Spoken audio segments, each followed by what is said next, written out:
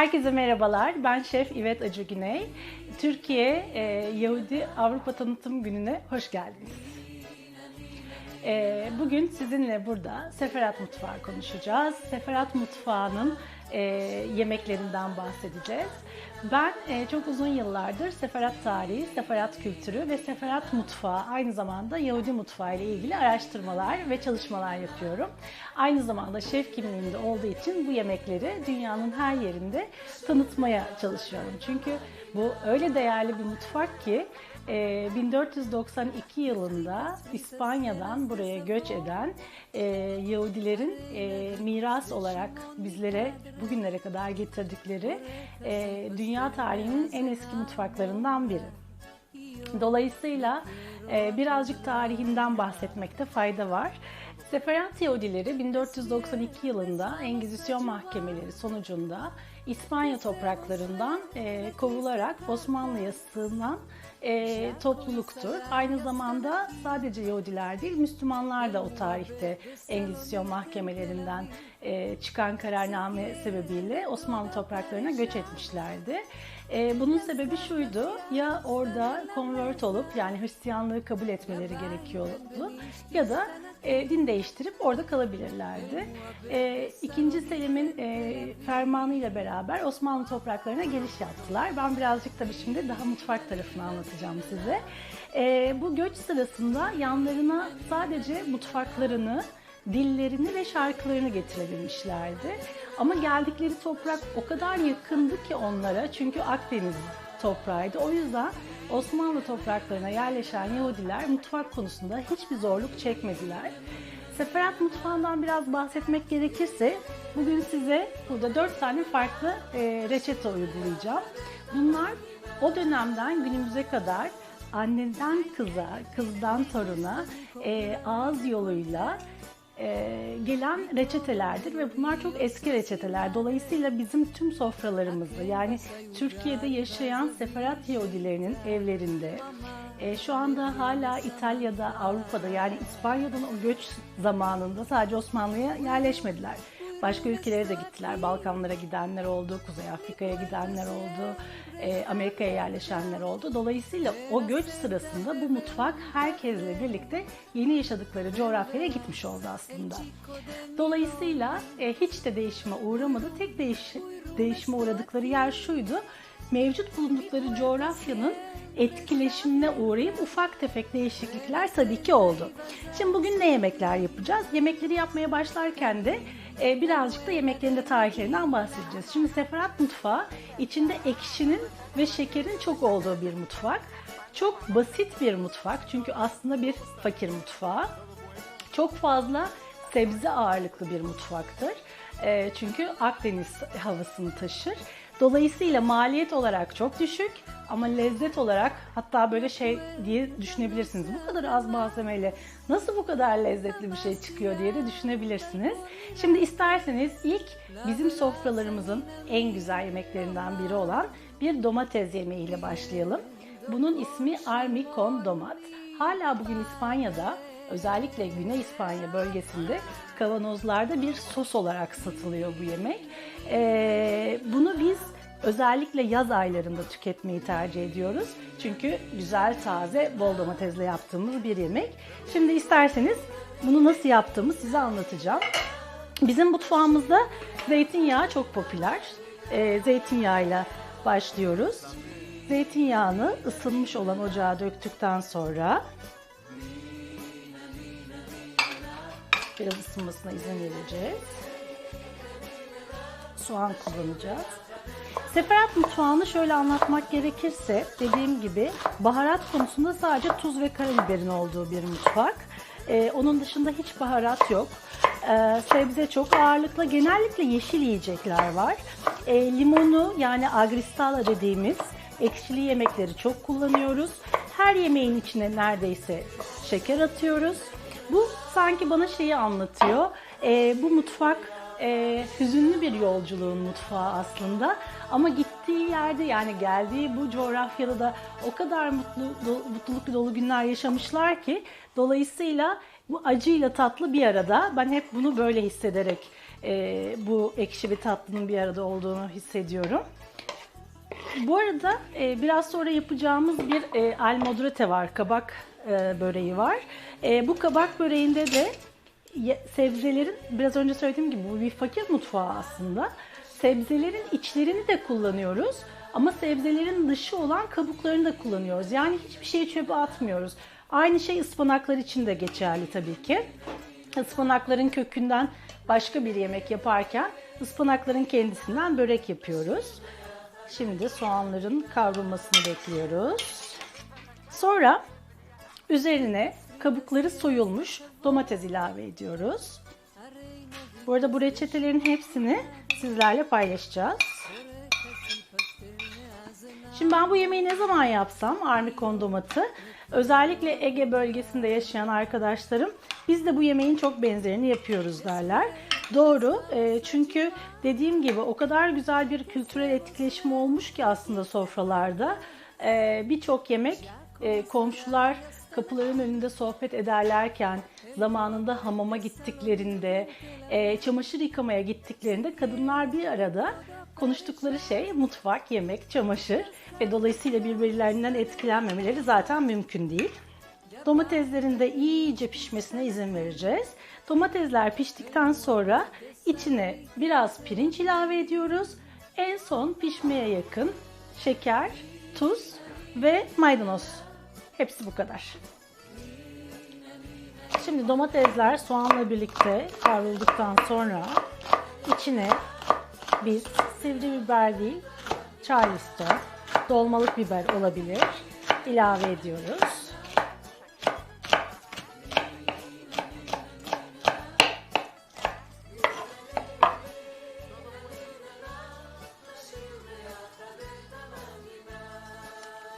Tekrar karıştırmaya devam ediyoruz. Bunlar da karışırken ne demiştik? Mutlaka şeker.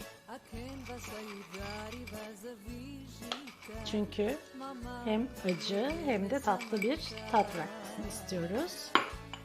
Biraz tuz ilave ediyoruz. Ve pirinç.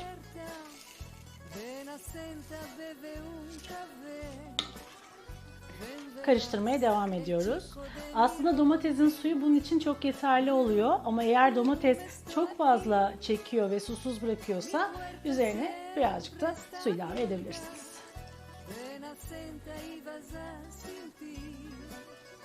Bu armikondomatı, yani domates yemeğini sıcak, ılık ya da soğuk olarak da yiyebilirsiniz.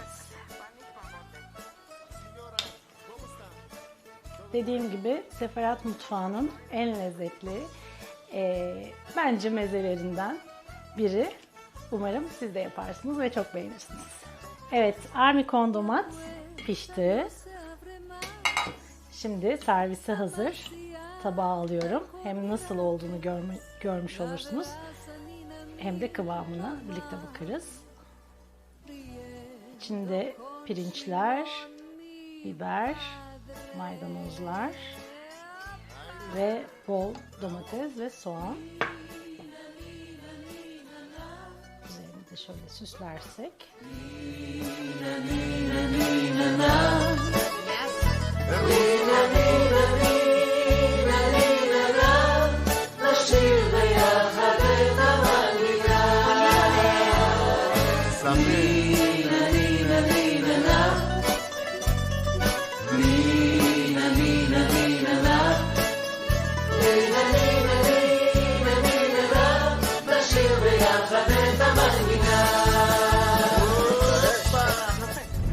Şimdi Seferat Mutfağı'nın en güzel börek çeşitlerinden biri olan almodrete'yi yapacağız.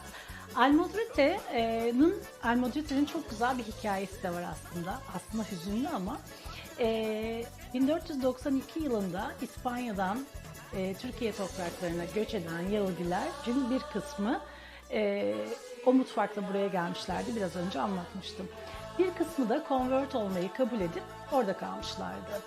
Ve pazar günleri kiliselerde yapılan davetlerde bir sürü güzel yemeklerin olduğu sofralar kuruluyor. Ve o sofralara almodrote yemeği, yani kabaktan yapılan börek de konuyor. Ve o böreğe ilk olarak giden kişinin aslında Yahudi olduğu tespit edilip orada bu vesileyle yakalanıyor. Böyle bir hikayesi var. Yani o günlerden bugünlere getirdiğimiz, zaten Seferat mutfağı çok fazla börek içerikli bir mutfak olduğu için en güzel tariflerimizden biridir bu. Bunun bir de şöyle bir güzelliği var. Biraz önce yine anlatmıştım ama kabakların içinde, yani kabakların kabuklarını soyuyoruz. İçiyle bu böreği yapıyoruz. Kabakların kabuklarından da ekşili bir zeytinyağlı yemek yapıyoruz. O da çok pratik ve çok güzel ve çok lezzetli. Özellikle Edirne bölgesinde yaşayan Yahudiler onları erikle yaparlar. O da o ekşiliği çok güzel verir. İstanbul'dakiler limonla yaparlar. Şimdi gelin beraber bu kabak böreğini nasıl yapıyoruz ona bakalım. Buradaki en büyük püf noktalarından biri, kabağı rendeledikten sonra çok iyi bir şekilde sıkıyor olmamız gerekecek.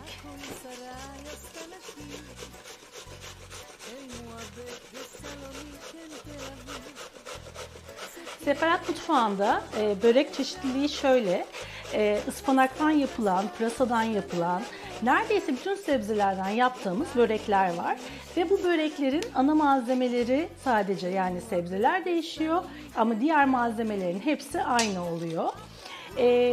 Coğrafyanın farklı bölgelerinde yaşayan, yani İzmir'de yaşayan Yahudiler, Çanakkale, Edirne, Bergama, Ege tarafında daha çok konuşulan Yahudilerin mutfak kültürleri de birbirinden tabii ki ayrışıyor. Özellikle bu almodrote dediğimiz kabak böreği ya da ıspanakla yaptığımız diğer börek ya da pırasayla yaptığımız ya da diğer sebzelerle yaptığımız börekler Yahudilerin bayram sofralarında da mutlaka olur. Cuma akşamı yemeklerinde, şabat yemeklerinde mutlaka olur.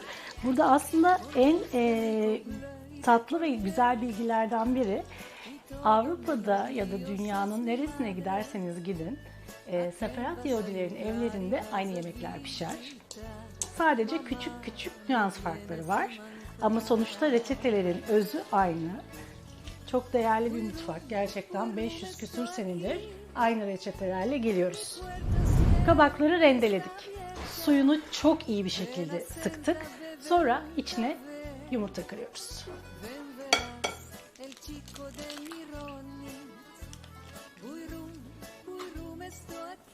Burada kaşık yardımıyla ya da spatula kullanabilirsiniz ama ben elimle yapmayı tercih ediyorum.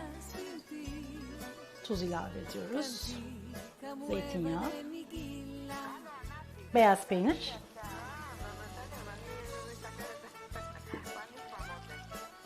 ve eski kaşar. En sonda içine ısıtılmış ekmek içi, un ya da yufka kullanabilirsiniz.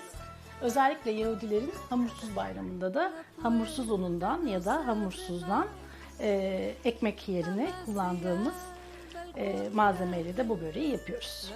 Bunu çok güzel karıştırdıktan sonra bir fırın tepsisine bunu alacağız.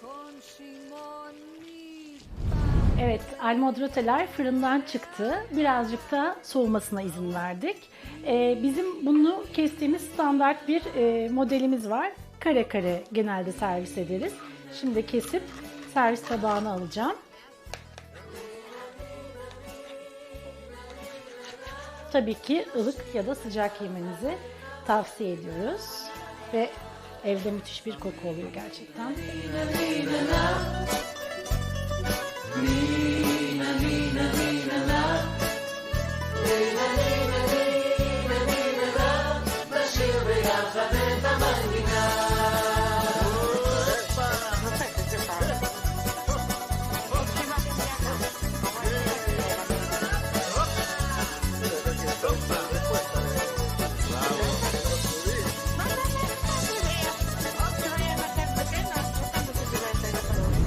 Evet, şimdi sırada Seferat mutfağının belki de en imza attırtan, en parlatan lezzetlerinden biri borekitaz.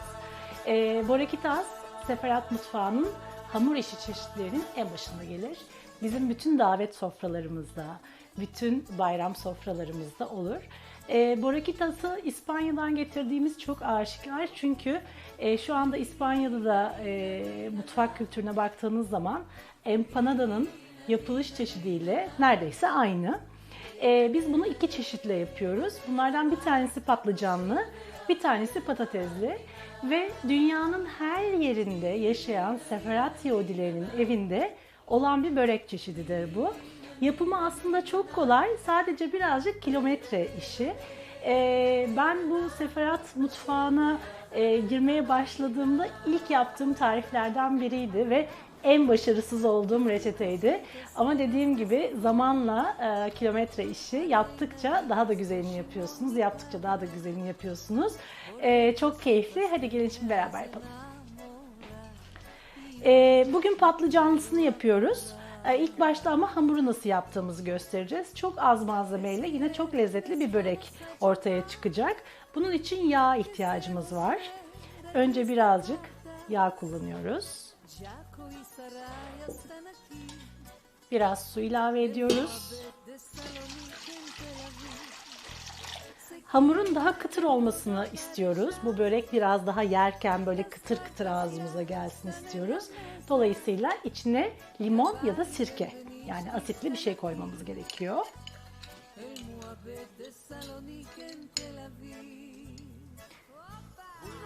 Evet. Limonu da gönderdikten sonra birazcık hamuruna tuz ilave ediyoruz. Patatesli yaptığınız zaman hamuruna eski kaşar kullanabilirsiniz. Ama ben bugün patlıcanlı yaptığım için hamuruna kullanmıyorum eski kaşar. Ve şimdi un gönderiyoruz.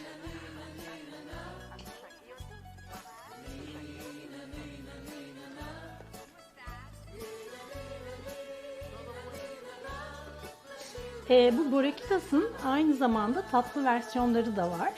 İçine lokumla yapılan, lokum konulan elmalısı tatlı olarak onlar, tuzlu olarak da patlıcanlısını ve patateslisini görebilirsiniz. Bu arada börek çeşitlerinden bahsederken şunu söylemekte de fayda görüyorum. Biz şu anda bugün size Seferat mutfağını anlatıyoruz. Ama bizim coğrafyamızda yaşayan Seferatlar olduğu kadar Aşkenazlar, Mizrahiler, Gurciler, yani Doğu bölgesinde yaşayan Yahudi toplulukları da var. Ve onların mutfakları Seferat mutfağından bambaşka. Çok daha farklı tarifler, kültürel etkileşimler nedeniyle tabii ki. Ama biz bugün size, ben kendi uzmanlık alanım olduğu için Seferat mutfağını anlatıyorum. Hamur neredeyse hazır. Şu şekilde gösterebilirim size. Hamuru her zaman dinlendirmekte tabii ki fayda var. Şu şekilde bir hamur elde etmeyi bekliyoruz. Şimdi borakitas'ı yaparken biraz önce de söylediğim gibi iki tane alternatifimiz var. Bir patlıcanlı peynirli yapabiliriz, bir patatesli yapabiliriz. Patatesli, peynirli ve eski kaşarlı. Bugün patlıcanlı yapıyoruz. Patlıcanı tabii ki közlerseniz çok daha lezzetli bir sonuç alırsınız ama benim ona vaktim yok. Közlemeyelim derseniz de konserve patlıcanla yapabilirsiniz. Ama size şöyle bir tip söyleyebilirim. Konserve patlıcanı aldığınız zaman onu lütfen süzgece koyun. Süzgeçten süzmesine izin verin. Daha sonra onu ocakta birazcık pişirin. Pişirdikten sonra da hafif fırına verin. İnanın o zaman közlediğiniz patlıcan kadar lezzetli olacak. Şimdi ben bugün hazır patlıcan kullanıyorum. İçine beyaz peynir ilave ediyorum. Herhangi bir markanın beğendiğiniz beyaz peynirini kullanabilirsiniz.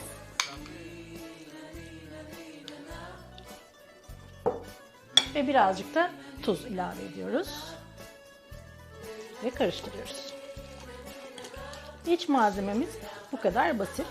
Bazı evlerde dediğim gibi eski kaşarı da içine atıyorlar. Ama benim anneannemin tarifinde eski kaşar yoktu. O yüzden ben sadece beyaz peynir ve patlıcanla yapıyorum.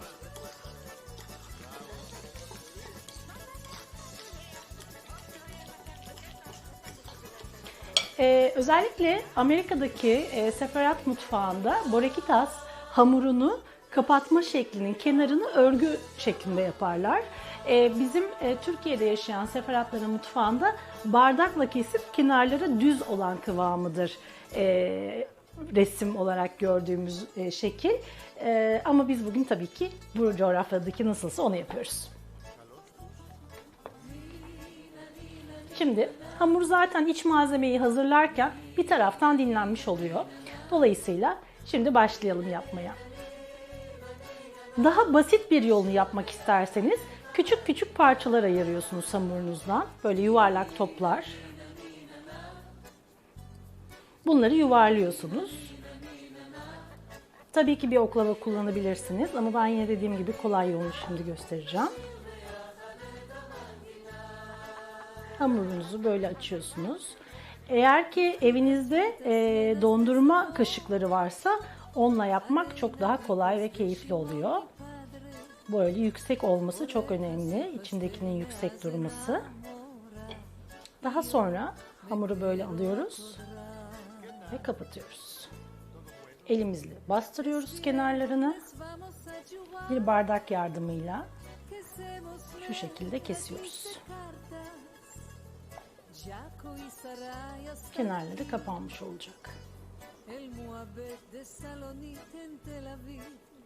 Bir tane daha uygulayalım. Burada iç malzemenin çok sulu olmaması aslında makbul olan.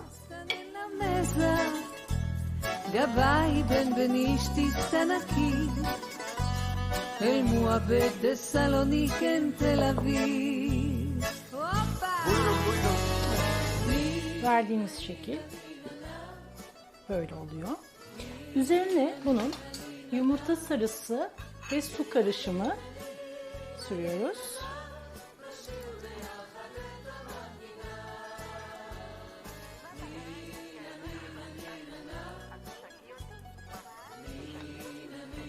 Ve eski kaşarla süslüyoruz.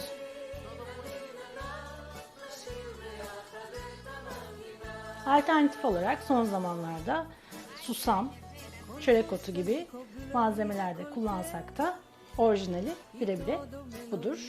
Şimdi fırına giriyor. 180 derecede aşağı yukarı 25 dakika fırında yeterli oluyorlar.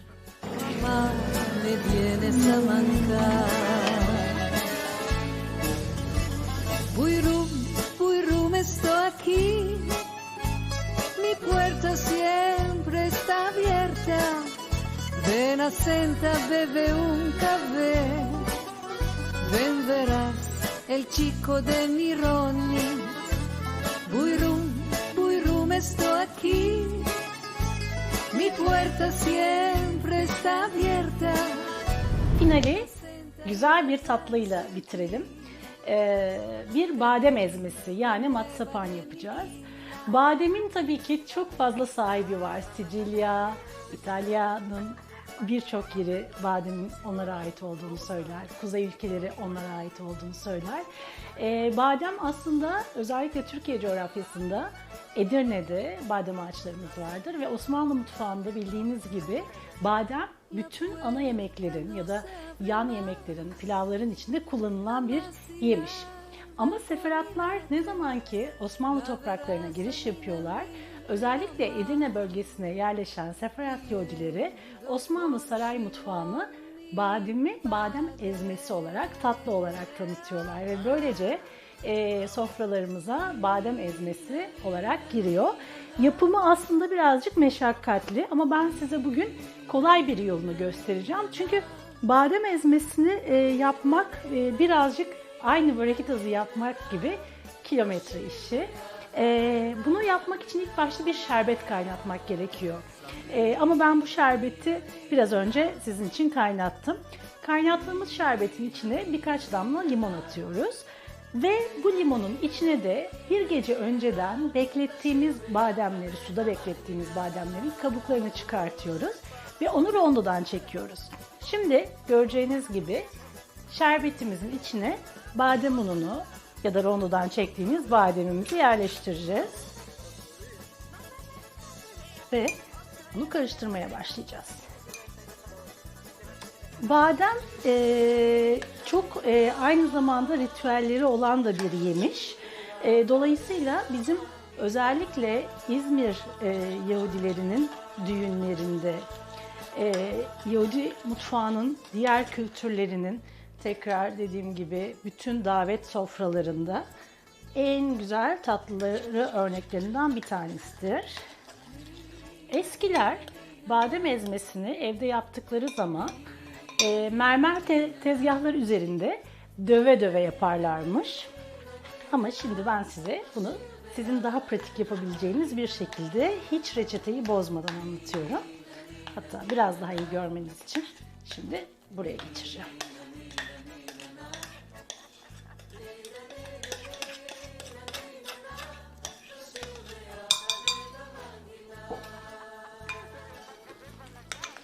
Karıştırarak iyice kıvamının tutmasını ve soğumasını sağlıyoruz.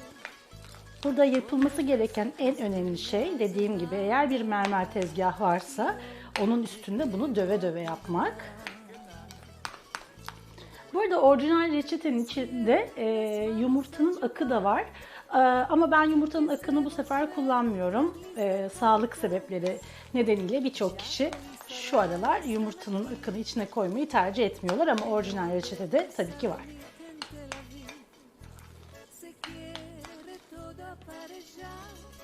Başka bir yere alıyoruz.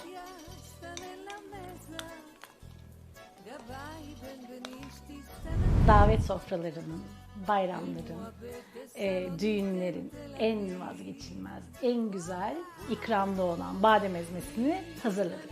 Şimdi bunu nasıl keseceğiz ve buna nasıl şekil vereceğiz? Şimdi düşünün ki böyle bir karışım, bir hamur ortaya çıkıyor. Birazcık elimize su alıyoruz. Eskiden bunun için gül suyu kullanırlarmış ama şimdi su kullanıyoruz. Ama siz isterseniz gül suyunu da tercih edebilirsiniz tabii ki.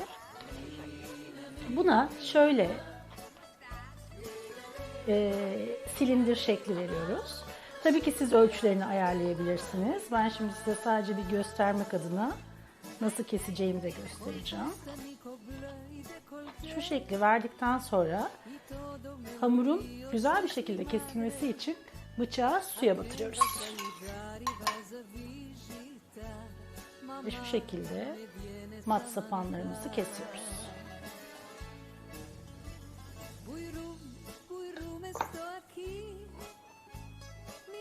Bunları siz tabii ki istediğiniz şekilleri verebilirsiniz. Daha yuvarlak olabilir.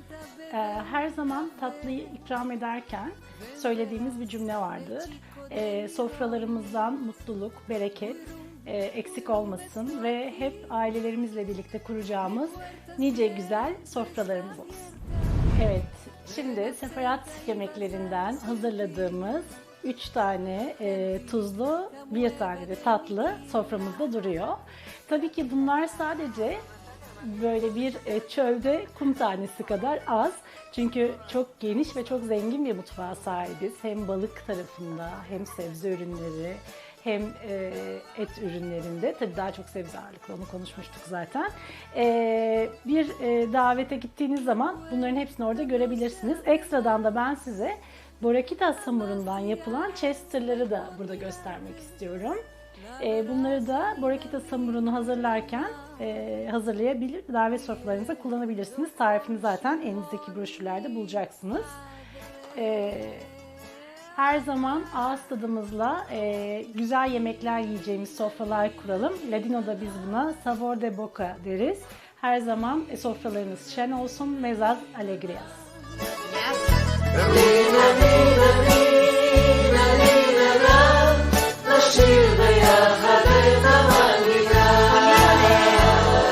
Some